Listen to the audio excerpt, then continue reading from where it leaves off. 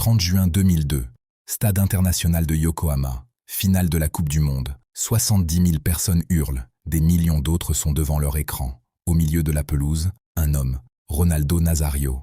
Mais regardez bien son visage. Ce jour-là, la planète entière ne voit pas un héros, elle voit une blague. Les consultants télé rigolent en direct. Les supporters allemands ont préparé des banderoles insultantes. Pourquoi? Parce qu'il est trop gros, parce qu'il a une coupe de cheveux de clown, parce que ses genoux sont maintenus par des morceaux de métal. Pour tout le monde, ce match est une exécution publique. On attend qu'il s'effondre, on attend qu'il pleure. Personne, absolument personne, ne se doute que dans exactement 90 minutes, cet homme va commettre le plus grand braquage de l'histoire du sport. Un massacre footballistique qui va traumatiser l'Allemagne pour les 50 prochaines années.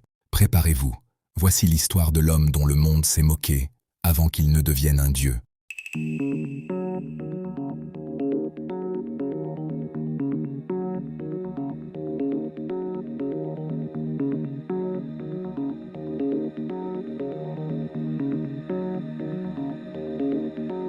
Pour comprendre la haine et les moqueries, il faut revenir 4 ans en arrière, 1998. Oubliez tout ce que vous savez sur le football actuel. Cristiano Ronaldo, Messi, Mbappé. En 1998, il n'existe pas. Le roi absolu s'appelle R9, El Fenomeno, un cyborg. Une vitesse flashée à 36 km/h avec le ballon collé au pied. Des reins brisés à chaque feinte. Il a 21 ans et il a déjà mis l'Europe à genoux. Le Brésil arrive en finale de la Coupe du Monde en France.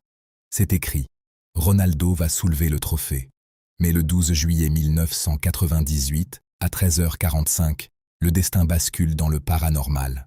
Ronaldo est dans sa chambre d'hôtel avec Roberto Carlos. D'un coup, son corps se raidit. Ses yeux se révulsent. Il écume de bave. Ronaldo est en train de faire une crise d'épilepsie massive. Son cœur s'arrête pendant plusieurs secondes. Roberto Carlos hurle dans les couloirs. C'est la panique générale. Écoutez bien ceci. À 19h, Ronaldo est à l'hôpital. À 20h, il arrive au Stade de France. Le sélectionneur l'a retiré de la feuille de match. Edmundo doit jouer à sa place. Mais Ronaldo entre dans le vestiaire. Il est pâle comme un mort. Il dit une seule phrase. « Je dois jouer. Si je ne joue pas, on a déjà perdu. » Le sponsor Nike fait pression. Le staff cède. Ronaldo monte sur le terrain. Erreur fatale. Ce n'est plus El Fenomeno. C'est un fantôme qui erre sur la pelouse. Zidane marque 2 fois de la tête. Le Brésil subit une humiliation historique. 3-0. La France fête son titre et le monde entier commence à pointer du doigt Ronaldo. Les premières théories du complot naissent. On dit qu'il a simulé. On dit qu'il a craqué mentalement sous la pression. Le surdoué est devenu un lâche. Mais le pire reste à venir. La dépression de 98 se transforme en cauchemar physique. Son corps, trop puissant pour ses propres articulations, commence à s'autodétruire. Novembre 1999. Match Inter-Lecce. Le tendon rotulien du genou droit se fissure. Premier séjour au bloc opératoire. 6 mois de rééducation en enfer. 12 avril 2000. C'est le jour de la tragédie. Finale de la Coupe d'Italie contre la Lazio Rome. Stade olympique. Ronaldo est sur le banc. Il trépigne. À la 58e minute, il entre enfin en jeu. Le public est debout. Les fans de l'Inter pleurent de joie. Le phénomène est de retour. Regardez bien cette action. 7 minutes. C'est le temps qu'il reste sur la pelouse. Il entame son passement de jambes signature. Et là, le drame.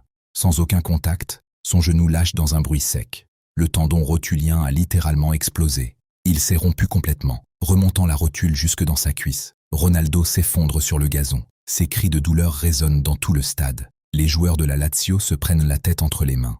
Christian Panucci fait de grands signes au staff médical. Il a les larmes aux yeux. C'est l'une des images les plus terrifiantes de l'histoire du football. Le verdict tombe à la clinique de la Mutuelle de Paris. Sa carrière est finie. Scientifiquement, un athlète ne peut pas retrouver sa vitesse après une telle destruction. À ce moment précis, Ronaldo a 23 ans et il est officiellement un retraité du football. Pendant 2 ans, Ronaldo disparaît des radars. 2 ans de souffrance, de musculation dans l'ombre, de doute. Et c'est là que le respect disparaît. Puisqu'il ne peut plus jouer, le monde se met à se moquer de lui. En Italie, on l'appelle le retraité doré. Au Brésil, les talk-shows sportifs font des sketchs sur sa prise de poids. On l'accuse d'aimer la fête, la nourriture et d'avoir abandonné la sélection. Mai 2002. Contre toute attente, le sélectionneur Luis Felipe Scolari prend une décision qui choque le pays. Il écarte Romario, l'idole du peuple, pour prendre un Ronaldo à court de forme. C'est l'insurrection au Brésil. Les journalistes insultent Scolari. Ils prédisent le pire fiasco de l'histoire du football brésilien. Quand Ronaldo débarque au Japon pour le tournoi, la pression est inhumaine. Chaque conférence de presse ne tourne qu'autour d'une seule chose, son genou droit. Allez-vous rechuter? Êtes-vous trop gros pour courir? Ronaldo étouffe. Il sent que son équipe est déstabilisée. Alors, une nuit dans sa chambre d'hôtel, il prend un rasoir et il imagine un plan diabolique. Le lendemain matin, Ronaldo sort de sa chambre. Les caméras du monde entier se braquent sur lui. Et c'est la stupeur. Il s'est rasé le crâne, mais a laissé une touffe de cheveux en forme de demi-cercle juste au-dessus du front. C'est immonde. C'est la coupe la plus laide de l'histoire de l'humanité. Le monde entier explose de rire. Les réseaux sociaux n'existent pas encore, mais les parodies tournent en boucle à la télévision.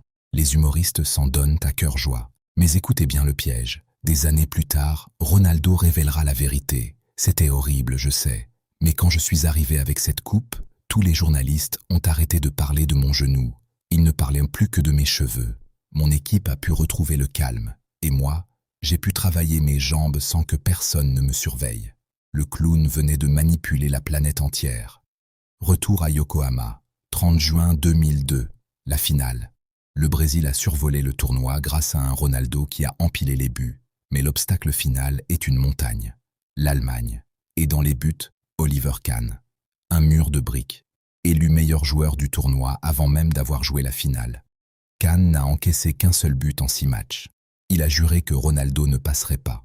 Le match est d'une tension irrespirable. Première mi-temps, Ronaldo rate 2 face-à-face. Les fantômes de 1998 reviennent hanter le stade. Dans les tribunes, on commence à chuchoter. Il va encore craquer. 67e minute. Écoutez bien, c'est ici que l'histoire bascule. Ronaldo harcèle la défense allemande, récupère le ballon et décale Rivaldo. Rivaldo décoche une mine de 25 mètres.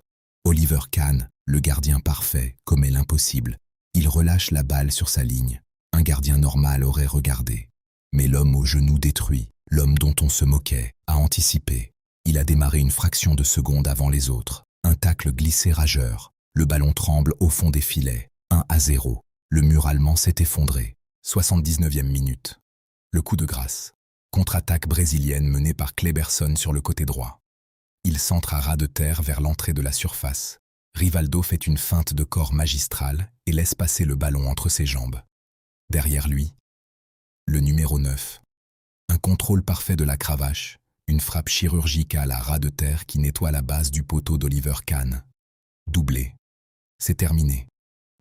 Ronaldo court vers le poteau de corner, les bras grands ouverts, le doigt levé vers le ciel. Il n'est plus le gros, il n'est plus le clown à la coupe de cheveux bizarre. Il est le roi du monde. En exactement 90 minutes, Ronaldo a nettoyé 4 ans d'insultes, de moqueries et de doutes médicaux. 8 buts au total sur le tournoi, le soulier d'or. Quelques mois plus tard, il recevra son 2e ballon d'or. Le plus grand comeback de l'histoire du sport moderne s'est écrit sous nos yeux. La prochaine fois qu'on vous dit que c'est impossible, repensez à ce triangle de cheveux et à ce genou en miettes. N'oublie pas de t'abonner pour ne rater aucune histoire de malade sur cette chaîne.